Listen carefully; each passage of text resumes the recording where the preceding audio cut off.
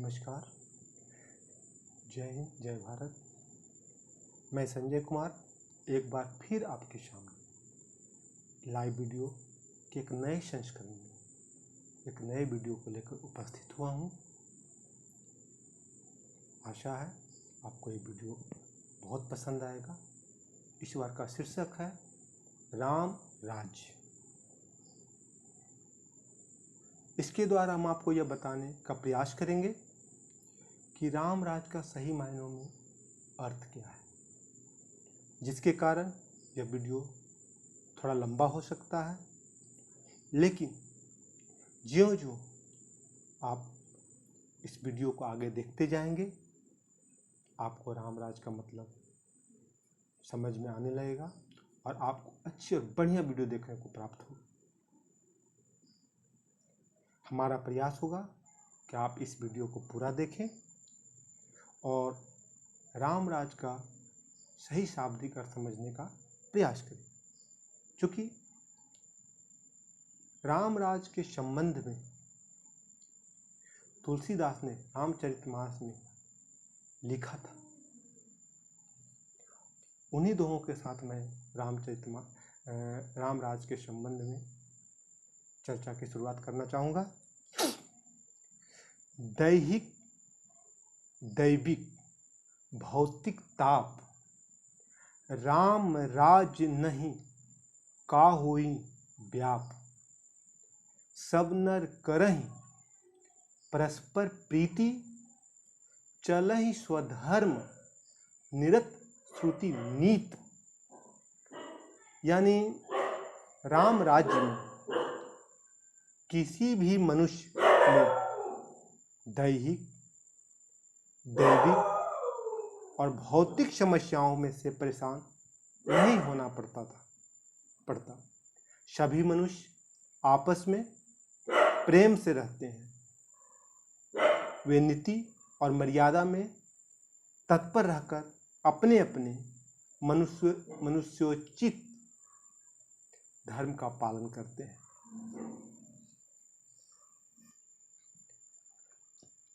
राम राज्य की चर्चा काफी दिनों से होती रही है। वास्तव में राम राज्य क्या है, ये जानना अहम है। आज हम इसी परिप्रेक्ष्य में कुछ बातें करेंगे।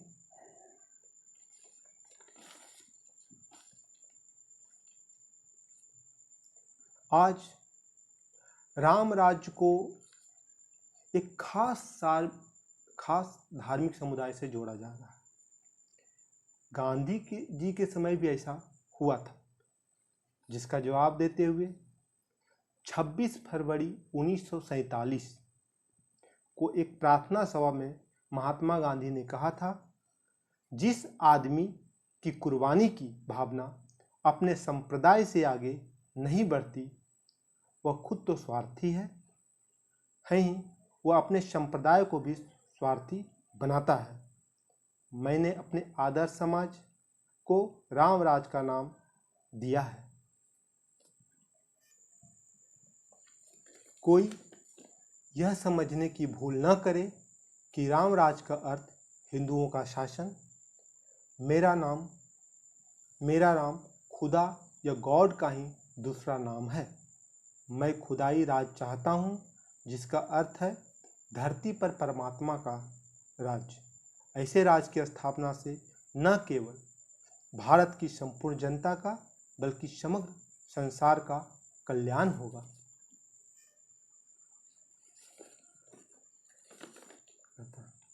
भारत में राम राज्य शब्द के अर्थ को लेकर कई भ्रांतियां रही है।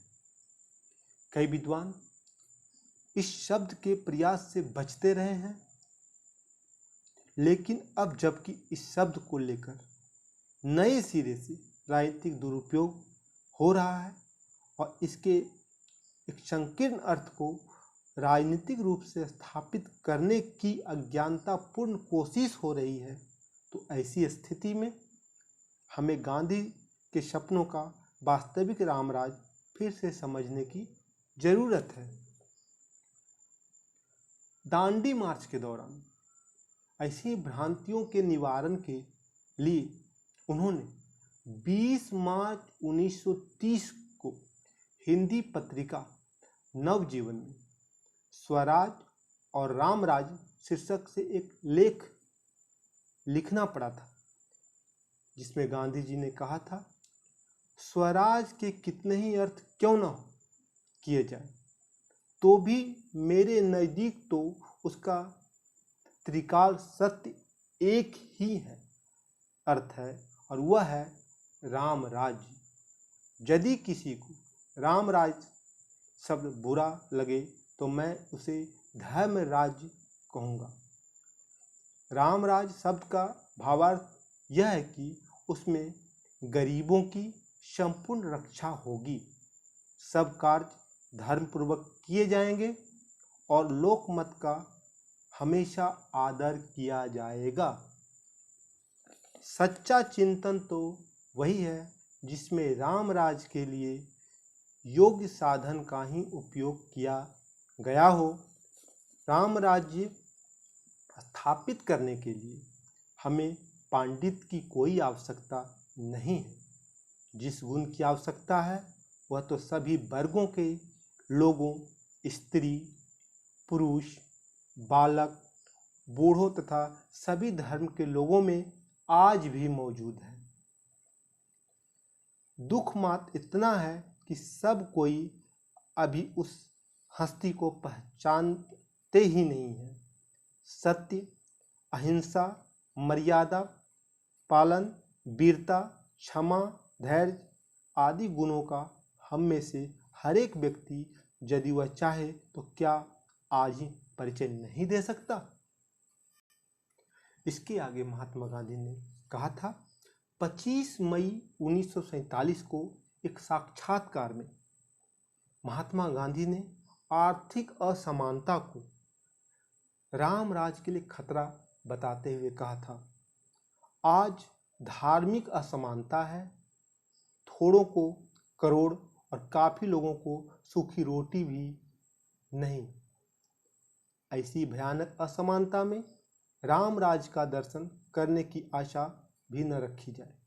इसलिए मैंने दक्षिण अफ्रीका में ही समाजवाद को स्वीकार कर लिया था।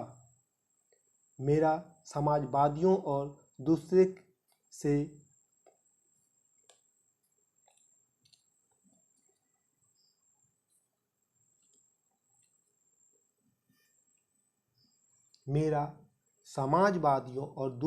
से केवल यही विरोध रहा है कि सभी सुधारों के लिए सत्य और अहिंसा ही सर्वोपरि साधन है। प्रश्नकर्ता ने तपाक से गांधी जी से दूसरा सवाल पूछा, आप कहते हैं शासक, जमींदार और पूंजीपति केवल संरक्षण यानी कि ट्रस्टी बनकर रहे, क्या आप इन लोगों से उम्मीद करते हैं कि ये अभी अपनी प्रवृत्ति बदलेंगे? इस पर महात्मा गांधी ने कहा, यदि वे लोग अपने आप संरक्षण नहीं बने तो समय उन्हें बनाएगा या फिर उनका नाश हो जाएगा। जब पंचायत राज सही मायनों में जब पंचायत राज बनेगा तब लोकमत सब कुछ करवा लेगा। जमींदारी, पूंजी अथवा राज सत्ता की ताकत तब तक ही कायम रह सकती है जब तक आम लोगों में अपनी ताकत की समझ नहीं होती, और लोग अगर रूठ गए तो राज सत्ता, पूंजीपति या जमींदार क्या कर सकता है।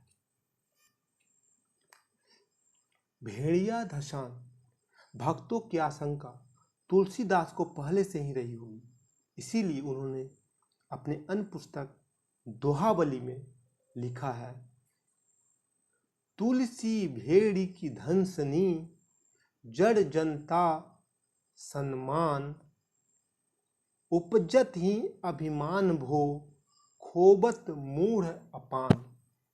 इसका अर्थ है, तुलसीदास कहते हैं कि भोली जनता को तो भेड़िया धसान के समान है। तुलसीदास कहते हैं भोली जनता तो भेड़िया धसान के समान है, एक भेड़ जहाँ गिरा सब वहीं गिरने लगते हैं।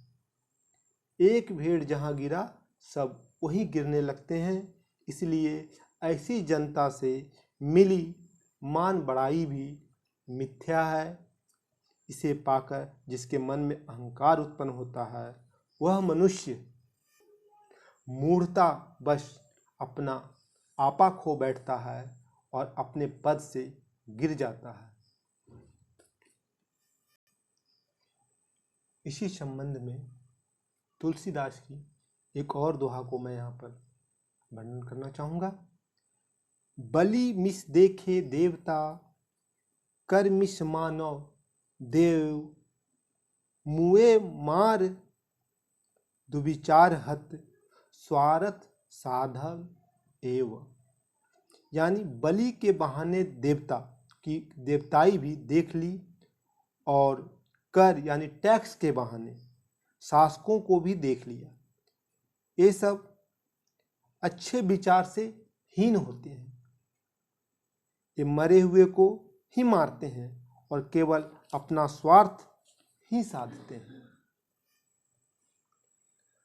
तो रामचरितमानस में जो तुलसीदास ने लिखा है या महात्मा गांधी ने जो राम राज्य के संबंध में कहा है, उस शब्द का भावार्थ ये निकलता है कि राम राज का जो सही मायनों में अर्थ है वो यह है कि हर एक व्यक्ति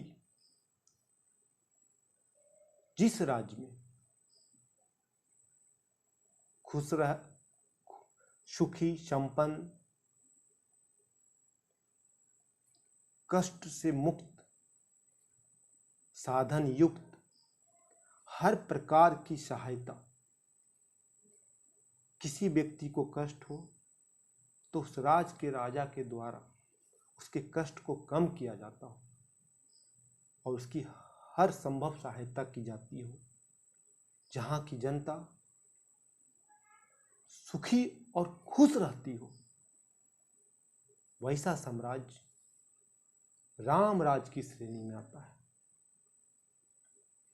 तो मैंने आप सबों को यह बताने की कोशिश की है कि राम राज्य का मतलब होता है सुखी, संपन्न और खुशहाल राज्य, जहाँ तंगी नहीं होती, जहाँ तनाव नहीं होता, जहाँ रोजगार के लिए लोगों को तड़पना नहीं पड़ता, जहाँ भोजन के लिए रोना नहीं पड़ता, खाली पेट सोना नहीं पड़ता,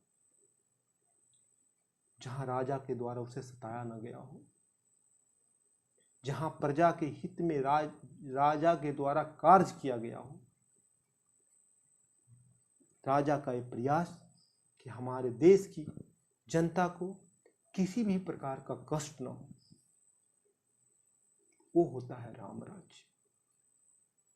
मैं संजय कुमार इस राम राज्य शीर्षक में मैंने जो बताने की कोशिश की थी, हमें उम्मीद है कि आपको ये कोशिश पसंद आएगी और आप मेरे वीडियो को पूरा देखेंगे और देखने के बाद आपका जो भी मत होगा वो हमें प्राप्त होगा। इसी आशा के साथ मैं अपना वीडियो यहाँ समाप्त करना चाहूँगा। नमस्कार, जय हिंद, जय भारत।